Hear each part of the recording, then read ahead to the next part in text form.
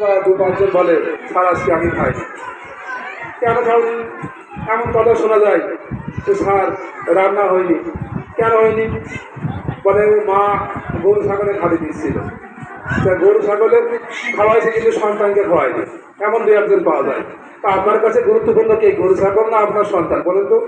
আপনার সন্তান যদি স্কুলে না খেয়ে আসে সে কি পড়তে পারবে? এখন কয়টা বাজে আপনারা বলেন? 12টা বাজে। আমাদের 1 to শিশু 12টা পর্যন্ত ক্লাস। তা 12টা পর্যন্ত যদি ক্লাসে করে না খেয়ে থাকে, আসলে কি থাকতে পারবে সে? থাকতে পারবে না। অনেকে আবার কী করেন, এই 10 টাকা দিচ্ছি বাবা তুই স্কুল থেকে খেয়ে নেবে, তারপর সে কী করবে, ওই 10 টাকা দিয়ে সুইংগাম কিনে খাবে, জাস্ট বাজে খাবার, যেগুলো আনহেলদি খাবার, অসুস্থ খাবার, সেগুলো খাবে। এ পেট খারাপ পাবে, অসুস্থ হয়ে যাবে, স্কুলে আসতে পারবে না। তো অবশ্যই আপনারা খেয়াল করবেন, আপনাদের দায়িত্ব সন্তান মানুষ করার দায়িত্ব, সেই সন্তানকে অবশ্যই খাওয়াতে হবে এবং স্বাস্থ্যসম্মত খাবার খাওয়াতে হবে, এগুলো অবশ্যই খেয়াল করবেন।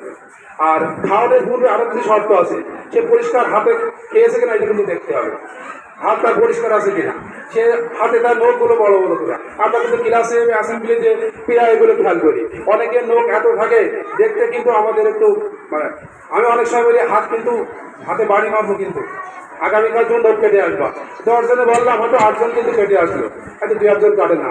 এগুলো অবশ্যই আপনারা খেয়াল করবেন। পরিষ্কার পরিচ্ছন্ন থাকতে হবে, তার ড্রেস পরিষ্কার আছে কিনা।